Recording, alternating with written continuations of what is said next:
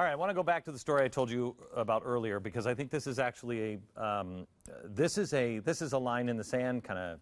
This is the Alamo, and what we do from here will determine how long we survive and if we survive. The story I told you earlier about how Obamacare is forcing Catholics to violate their own belief. If they do this, you just take them one piece at a time. And I wondered last week, what is the Catholic Church going to do? Are they going to fight back? Yes, they are. Here to discuss is Bill Donahue. He is the president of the Catholic League. Also with him is Billy Hollowell. He's the faith editor for theblaze.com. In Seattle is Rabbi Daniel Lapin. He is the head of the American Alliance of Jews and Christians. And Robert Morris, he's the senior pastor of Gateway Church here in Texas. Okay, so Bill, let me start with you because we talked about this earlier this morning. Tell me about what the priests read in almost every Catholic church all across America today, because it's pretty stunning. Yes, I go to Corpus Christi in Long Island, and Monsignor Robert Coyle read the letter that all the bishops had asked the pastors to read. It was the strongest language I have ever heard in my life in terms of something that was going to be established everywhere. Occasionally you'll hear a Cardinal O'Connor, now you have Cardinal Dolan and others come out on their own. But in terms of a uniform collective voice, I've never heard anything quite this strong. They're imploring Catholics to get involved at every level. They quoted the Pope, who just a couple of weeks ago had all the bishops there in their ad limina visit, saying that we can't have separation in church mean that we have to be quiet. We have to address certain issues. This was a public call to arms. I am very, very happy that the Catholic Church is flexing its muscles. We're led by the right person, Cardinal Designate Timothy Dolan, who's the Archbishop of New York. He's the head of the Bishops' Conference. They're not only going to see lawsuits, you're going to see things way beyond this. And unwittingly, the Obama administration has actually brought together liberals and conservatives in the Catholic Church. Let me give you a quick example. Father Jenkins is the president of Notre Dame. Father Snyder is the head of Catholic Charities. Sister Carol Keehan is the head of the Catholic Health Association. All three of these prominent Catholics said that the bishops overread this whole question of Obamacare. We should sit back and understand that Obama will respect the rights of Catholics and he will not go there, so to speak, and try to violate conscience rights. They gave him the benefit of the doubt. Now, Sister Carol, Father Snyder, and Father Jenkins have said they feel betrayed. They feel Obama is wrong. He set him up on this thing. So thank you, Obama. You brought everybody together. And we even have the Washington Post, not ordinarily an ally of the Catholic Church, coming out on our side against the overreach of the Obama administration. Okay. The pastor who we've had on a couple of times here in Dallas he's just one of the best speakers I've ever heard. He gets it, and is very outspoken. Let me give you a little bit of this letter and tell me if you've heard from the religious elite anything like this. Dear brothers and sisters in Christ, as your bishop, I write to you concerning an alarming matter that negatively impacts the Catholic Church directly and strikes at the fundamental right of religious liberty for all citizens of any faith. The federal government, which claims to be of, by, and for the people, has dealt a heavy blow to the quarter of her people. Yada, yada, yada. We will not comply with this unjust law. People of faith cannot become second-class citizens. We are already joined by our brothers and sisters of all faiths and many others of goodwill in this important effort to regain our religious freedom. I hope and trust she can count on this generation of Catholics to do the same. Our children and grandchildren deserve nothing less. And it still gets worse from there. I mean, have you heard that from the pulpit before? No, not like that, and I would say it gets better from there, and I know that's what you feel too. That's what That letter was absolutely fantastic, standing up for the rights of the American people, not just Catholics, but the American people who don't want Obama to force his beliefs on us. How does that affect you? We're talking about Catholics. How does that affect you and your church? It affects me because we have the same belief about the right to life. We don't believe in any way, shape, or form that the government should tell us that life begins at birth and we're going to tell you that what you have to do with your employers. What about me? I mean, we have 330 people on our staff. Am I going to have to now abide by this as an employer?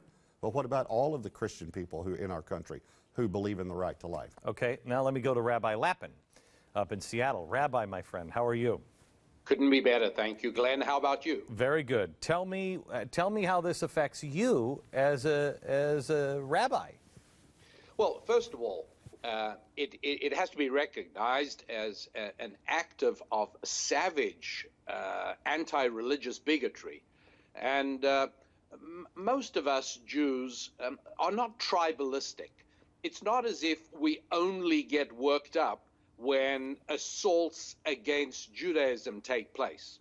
And of course, my good friend Bill Donahue is among those great Christians who has never been appealed to in vain when anti-Semitism has needed to be fought against. I know all that Pastor Robert Morris does. In the same way that the Christian world rises up in protest at acts of anti-Semitism, I call and will, during the course of the rest of this week, be calling on American Jews to protest in the most vigorous terms this act of unprecedented anti-Christian bigotry on the part of the administration. And I think it's very important to note, if I may say, Glenn, that people should not make the mistake of thinking that what the administration is doing is promoting a form of benign secularism against the rigorous oppression of the church and the synagogue. It's not like that at all. What's really going on is that the official state religion of the administration, which I dub secular fundamentalism, is at war with the Judeo-Christian Bible-based faiths. And if you'll pardon me, but in exactly the same way that when Islam invaded Europe, coming up from North Africa into Spain and then into the beginnings of France, one of the very first things they did was either demolish churches and cathedrals and turn them into, or they converted them into mosques. In other words, if you are a fundamentalist, what you need to do is obliterate any presence or evidence of the faith you're combating. I believe that's what's going on. This is not benign secularism at work. On the contrary, this is a form of sinister secularism in the guise of a religious faith called secular fundamentalism, doing its best to obliterate the Bible faiths of Judaism and Christianity. I have no doubt that Jews with conscience, Jews who fight bigotry in any form, are going to rise up in protest and join with our Catholic brethren, our Christian brethren, in defeating this and forcing a retreat. Billy, when I talked about this morning with Bill on the air, I thought to myself, what I saw in my head was, if they really tried to push this, I will stand with Robert and with Rabbi Lappin and thousands of others, and we would link arms and surround a Catholic hospital and say, over our dead bodies too. You're not good. No, you do not have a right to do this. And it's insane that they would pick this fight, but it says an awful lot about them and their arrogance. Have you ever seen anything, Billy, in watching all of the faith stories that come through, that is possibly this uniting with all of the people across all faiths? No, I have not. And this is very interesting, because I think another factor that we have going on here is that very recently the Obama administration lost a Supreme Court battle over religious groups and their hiring practices. So there's a lot of angst that built up during that, and I think it's carrying over here.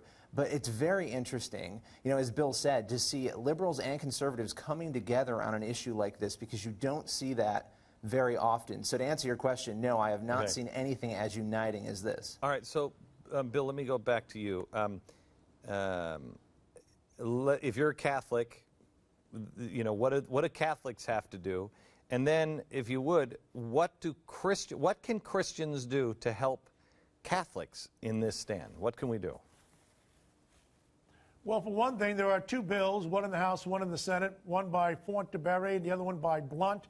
It's called the Respect for Rights of Conscience Act. And if this were to become the law, we wouldn't have this problem at all. But I can just tell you now that not only are there going to be lawsuits, but I guarantee you this will be the civil disobedience of Catholics of my lifetime. They will not put up with it. The Obama administration would actually have to try and close the hospitals and the universities. I know from working with Archbishop Dolan that he means what he says. They have taken on a fight which I think their logic is flawed. I know what their logic is. Their logic is, well, you know, Catholics are not really exercised about contraception, so they're not going to get too upset about this. They may be right about that. However, they bit off more than they can chew. Quite frankly, this is not about contraception.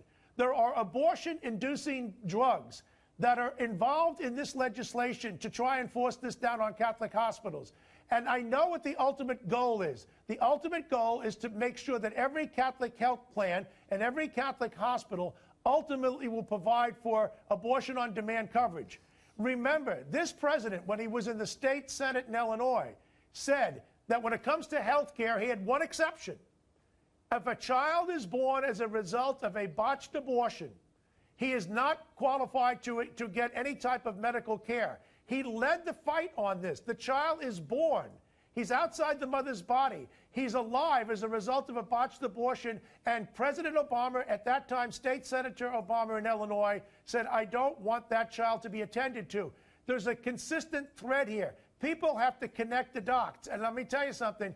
Catholics are not going to put up with it, and neither will Jews, and neither will Protestants. The men that you have on this show tonight is emblematic of the strength of our resistance. Let me tell you something. Yeah, it's like the Brady Bunch. In this box is a Mormon. In this box is an evangelical. In that box, that one is a Jew, and this is a Catholic. We're all united in this, and I will tell you, Bill, that I disagree with you, and I said this to you on the air earlier today. I disagree with you. It's not about abortion. That's not their ultimate goal. Their ultimate goal, and Robert, I'd love to hear from you on this, I think their ultimate goal is the destruction of faith as we know it, and the establishment of a state faith like you have in Europe, that the state controls it. I think that's their ultimate goal. Anybody? Robert? Yeah, well, I agree completely with you. And one of the things I thought about as soon as I heard this was that many people who believe in abortion don't want to be called pro-abortion. They want to be called pro-choice. Rather, we're pro-life. You guys, we're pro-choice. You're pro-life, whatever. I want to ask, where's the choice? Where's the choice in this? Because they now have mandated, legalized that I have to have their belief and I have to provide for that in this health care. And I do think they're going toward abortion, but they are going ultimately toward getting all faith-based anything just crushing out of our society. Religion. Rabbi, you're Yes, going to be with me this week, and this is kind of the stuff that we're talking about on Thursday, right? Very much so, and I think it's important to realize that the founding of Western civilization is essentially enshrined in the Ten Commandments. And as a result of that, it's clear that there is no coincidence in the most secularized administration in American history choosing the issue of life to go to war with us all on. And the teaching I do on this with respect to the Ten Commandments, and I think it's something we've discussed in the past, Glenn, is that there is a very good reason why it is that in ancient Jewish wisdom, there is so much emphasis on the fact that the Ten Commandments were given not on one tablet, but on two tablets, which, when you come to think of it, you might have imagined an 80-year-old Moses saying to the Lord, Lord, I still got to get down this mountain. It's going to be hard enough with one tablet. Two is going to be impossible. Can't we reduce the font size to make the writing all fit on one tablet, But no, it had to be on two tablets because not only is it understandable as the 10 basic commandments that we all know and love, but it's also 5 basic principles of a relationship. 5 basic principles with 2 examples. And on that level, commandment number 1 parallels commandment number 6 2 parallels 7, and so on and so forth, all the way through to 5 corresponding to 10. Well, commandment number 1 is essentially that opening statement, I am the Lord your God. Corresponding to that is, thou shalt not murder, which is number 6.